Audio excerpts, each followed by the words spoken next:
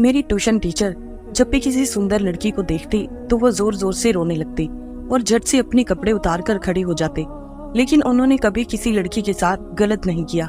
इसी डर से उनके घर वाले उन्हें घर से बाहर नहीं जाने देते और वो घर पर ही लड़कों को ट्यूशन पढ़ाते थे। एक दिन मुझे कोई टीचर ना मिलने पर मैं उनके पास पढ़ने के लिए चली गई। उन्होंने मुझे देखते ही वही हरकत शुरू कर दी और तब तो मेरी जान निकल गई जब उन्होंने मेरा नाम पिंकी है। मैं एक ऐसे परिवार में पैदा हुई थी जहाँ पर पढ़ाई लिखाई से ऊपर कुछ भी नहीं माना जाता था। मेरे पिताजी भी पढ़ाई लिखाई करके एक अच्छी जॉब करके रिटायर हुए थे और मेरी माँ भी एक रिटायर्ड टीचर थी। मैं और मेरी छोटी बहन अपने माता पिता की 2 संतानें थी। हम पर भी इस कदर पढ़ाई का जुनून घर वालों ने चढ़ा रखा था कि पढ़ाई के अलावा कुछ भी दिखाई ना देता।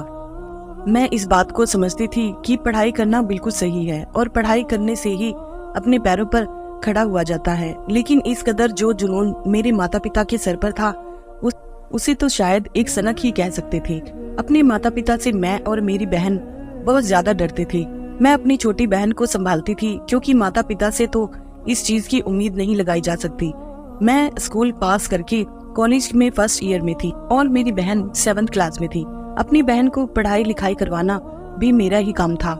कॉलेज में पढ़ाई के दौरान अगर कभी भी गलती से एक आध नंबर कम आ जाता तो मुझे घर पर ऐसी सजा दी जाती थी जैसे मानो मैंने किसी का खून कर दिया हो।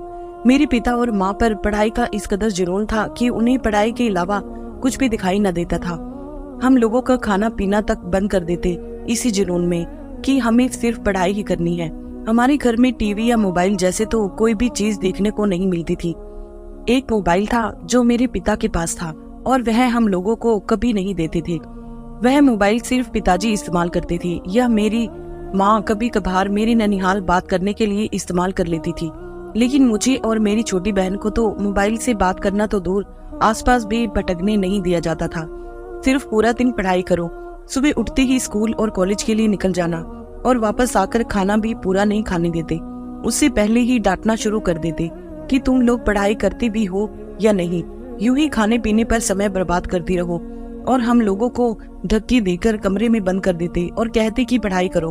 हम लोग अपने माता पिता के साथ खुद को महफूज नहीं समझते थे, हालांकि हमें पता था कि वह लोग हमारी भलाई के लिए ही करते हैं। लेकिन ऐसी भलाई क्या जिसमें हमें अच्छे से खाना पीना भी नसीब ना हो पाए। पूरा दिन और पूरी रात हमसे पढ़ाई ही पढ़ाई करवाते थे। मेरी बहन बहुत छोटी थी, बेचारी इस कदर पढ़ाई नहीं कर पाती थी। उसका खेलना कूदने को मन भी करता था और कभी कभार टीवी में कार्टून देखने का भी मन करता। मैं उसकी मजबूरी को समझ सकती थी लेकिन पूरी नहीं कर सकती थी क्योंकि मैं खुद मजबूर थी माता पिताजी के आगे। एक दिन मेरी छोटी बहन अन्नू की तबीयत खराब हो गई। शायद मुझे तो उसकी तबीयत खराब होने के पीछे सिर्फ यही लगा कि सेहत का पूरा ध्यान न रख पाना और दिन भर सिर्फ पढ़ाई का प्रेशर ही इसी कारण है। लेकिन मेरे माता पिता ने उसे दवाई के बारे में पूछने से पहले यही पूछा कि क्या तुमने यह चैप्टर कंप्लीट कर लिया है। मुझे अपने माता पिता पर गुस्सा आया और मैंने हिम्मत करके माँ और पापा से बोल दिया कि आप लोग देख नहीं रहे हो कि छोटी को कितना तेज बुखार आया है, इसमें भी आप पढ़ाई का जिक्र कर रहे हो। थोड़ा तो शर्म कीजिए, इसे अच्छे डॉक्टर को दिखाइए, कुछ दिन आराम करने दीजिए ताकि यह अपनी तबीयत को सुधार कर सके और फिर बाद में अच्छे से पढ़ाई कर सके। इस हालत में यह पढ़ाई नहीं कर सकती। इस चीज को आप समझते क्यों नहीं हो? शायद मेरी यह बात पिताजी को इतनी बुरी लग गई कि उन्होंने तो मुझे ही सजा दे डाली। वह जोर जोर से चिल्लाने लगे और कहने लगे कि हम तुम्हारे माँ पापा हैं, हम लोग तुम्हारा बुरा नहीं चाहते हैं। अगर तुम लोगों को अच्छे रास्ते पर ले जा रहे हैं तो इसमें तुम्हें हम ही गलत रखते हैं।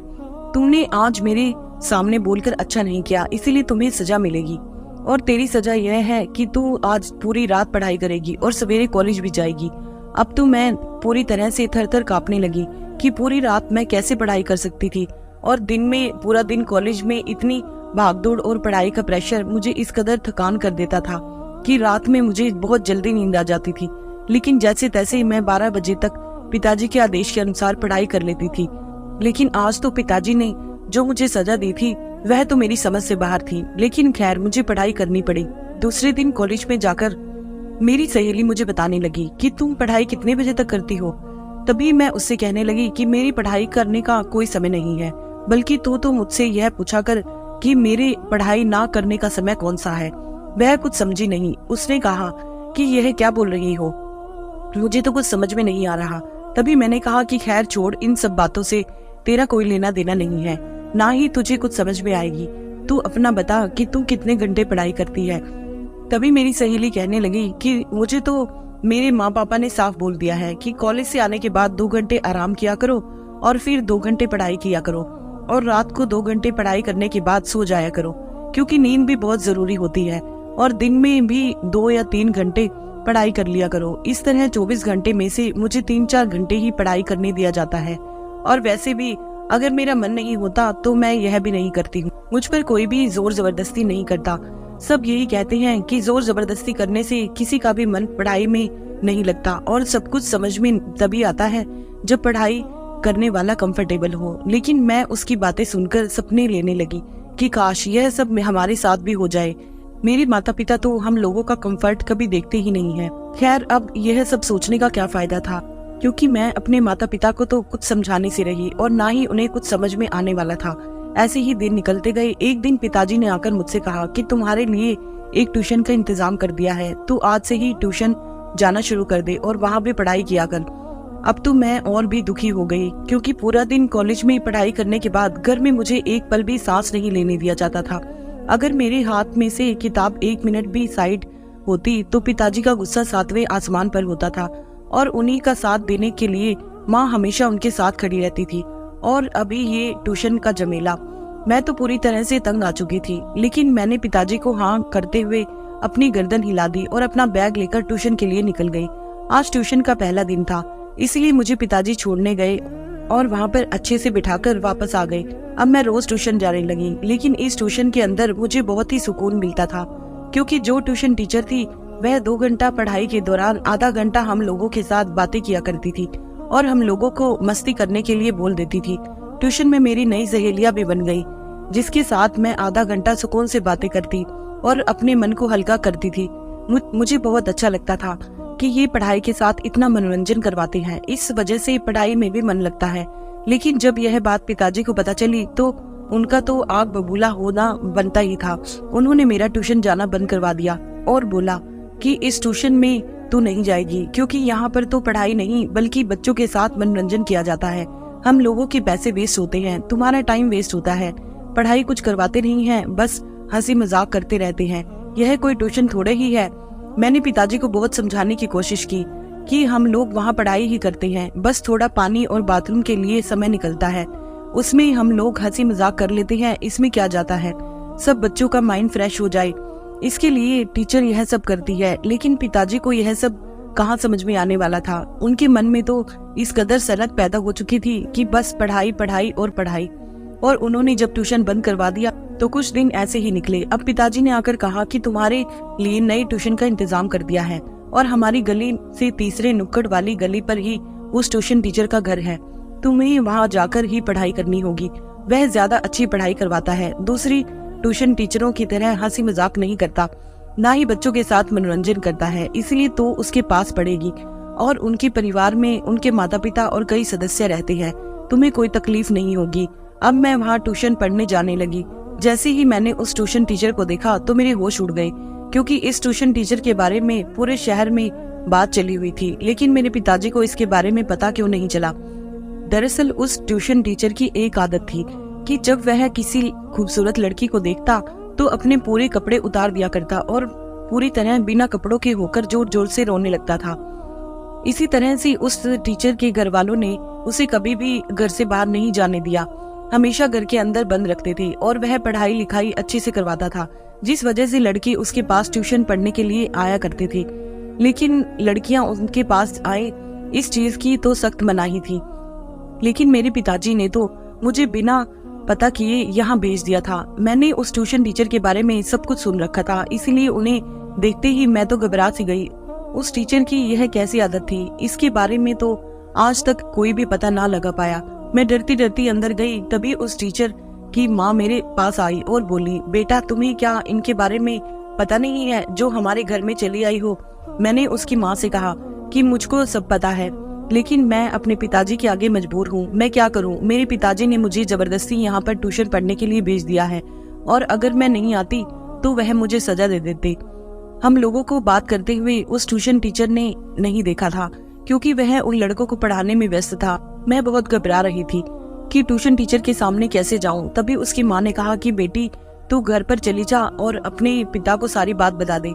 लेकिन मेरे मन में पिताजी का डर इस तरह फैला हुआ था कि मैं उनके सामने कुछ भी नहीं कर पाती थी। फिर मैंने सोचा कि जो होगा सो देखा जाएगा। मैं हिम्मत करके उस टीचर के आगे चली गई।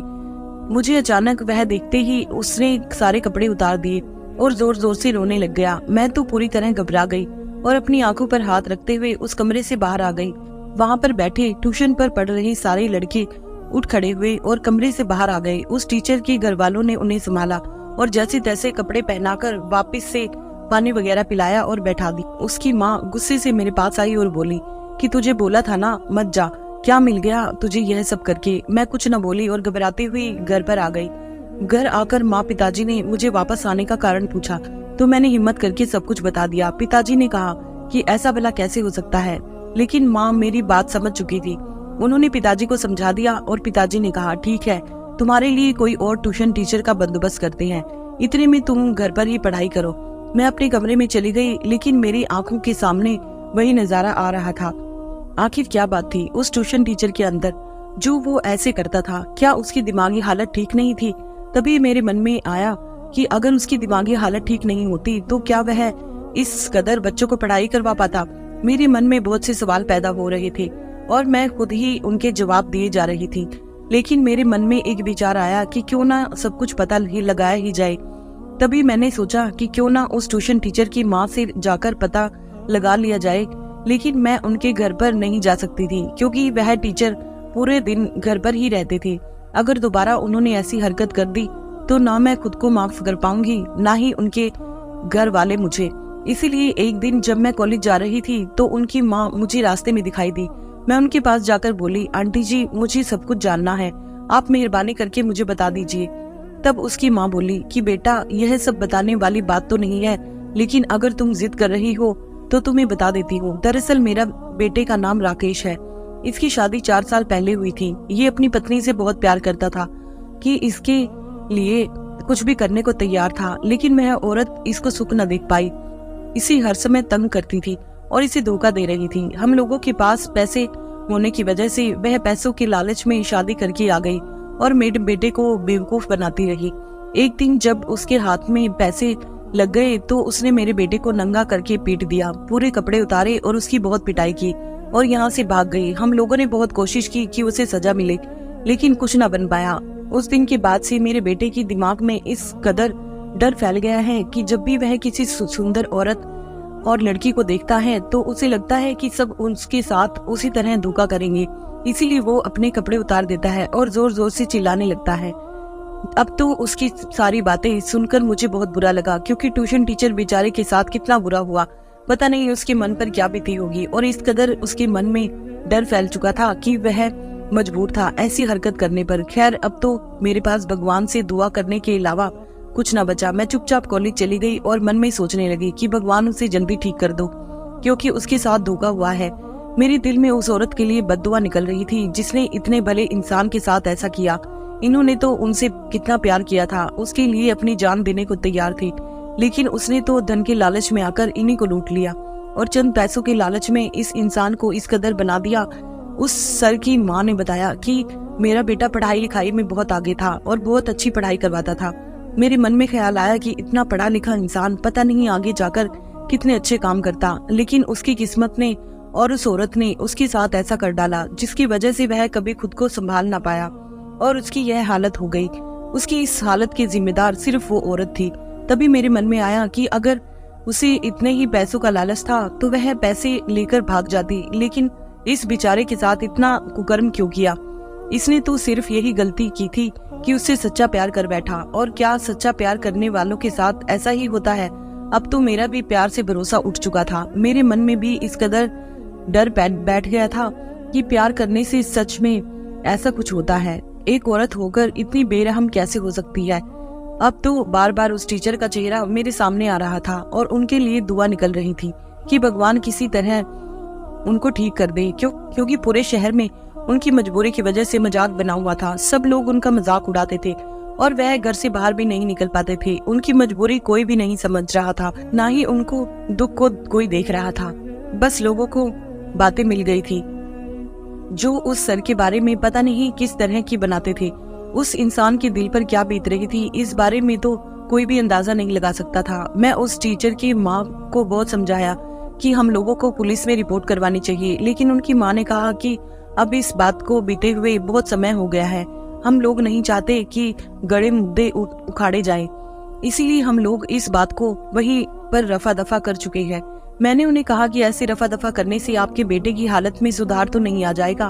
वह औरत आपके बेटे के साथ ऐसा करके गई है, कल को वह किसी और के साथ ऐसा करेगी, इसीलिए आपको उसे सजा देनी चाहिए और ऐसे हार नहीं माननी चाहिए। मैंने बड़ी मुश्किल से उनका साथ देने का फैसला किया था और उन्हें इस कदर करने के लिए समझाया था, क्योंकि मैं खुद मजबूर थी। मेरे पिताजी के आगे मैं कुछ भी नहीं कर पाती थी। यह सब जो कर रही थी मैं अपने पिताजी से छुपकर कर रही थी। मेरे परिवार में किसी को भी पता नहीं था कि मैं इस कदर उस टीचर को इंसाफ दिलाने में लगी हुई हूँ। खैर, उसके परिवार वाले मान गए और हम लोगों ने पुलिस में रिपोर्ट कर ज्यादा समय नहीं लगा, उस औरत को पकड़ में ले लिया गया और उसने अपना जुर्म भी कबूल कर लिया। हम लोगों को जो बात पता चली उसके बाद तो हमारे होश ही उड़ गए। हमें पता चला कि उस टीचर के बाद उस औरत ने 3 लोगों के साथ और ऐसा किया था। अलग अलग शहर में जाकर वह लोगों को लूटती और उन लोगों को ऐसे हालत में करके छोड़ देती। दरअसल लोगों को उसके जाल में फंसते हुए ज्यादा समय नहीं लगता, क्योंकि दिखने में सुंदर होने की वजह से हर कोई उससे प्यार कर बैठता और वह उस प्यार का फायदा उठाकर उन लोगों के साथ ऐसी हरकत कर भाग जाती। अब उस औरत को कड़ी से कड़ी सजा मिल चुकी थी। जब यह बात मेरे घर वालों को पता चली तो मेरे पिताजी का गुस्से की बजाय मेरे ऊपर सम्मान आ गया। मुझे तो डर था कि जब पिताजी को पता चलेगा तो वह तो मुझे मार ही डालेंगे। वह तो यही कहेंगे कि तू अपनी पढ़ाई लिखाई से ध्यान हटाकर यह किन कामों में पड़ गई है। लेकिन आज तो सब कुछ उल्टा हो रखा था। मेरे पिताजी ने मेरे सर पर हाथ रखा और कहा कि तुमने बहुत अच्छा काम किया है, हम लोगों को तुम पर गर्व है। और उस दिन के बाद से पिताजी ने हम लोगों के ऊपर से वह सनक भी हटा दी थी। अब हम लोगों पर इतना प्रेशर नहीं डालते थे। हाँ, पढ़ाई लिखाई के लिए बोलते थे, लेकिन जितना हम कंफर्टेबल हो पाते थे उतनी ही देर, और हम दोनों बहनों का बड़े ही अच्छे तरीके से ख्याल रखने लगे थे। मैं भगवान का धन्यवाद कर रही थी कि मैंने उस टीचर का भला करवा दिया और भगवान ने मेरा भला कर दिया।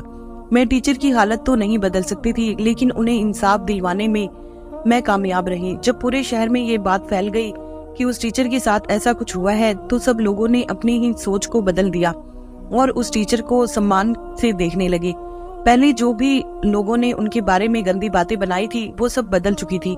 सब लोग टीचर को मान देते और उनके साथ अच्छे से पेश आते। शायद भगवान की दया और डॉक्टर के अच्छे इलाज की वजह से अब उनके मन से ये डर धीरे धीरे निकलने लगा था और उनकी हालत में सुधार आने लगा था। जब ये बात मुझे पता चली तो मेरे चेहरे पर एक सुकून भरी मुस्कुराहट आ गई। धन्यवाद।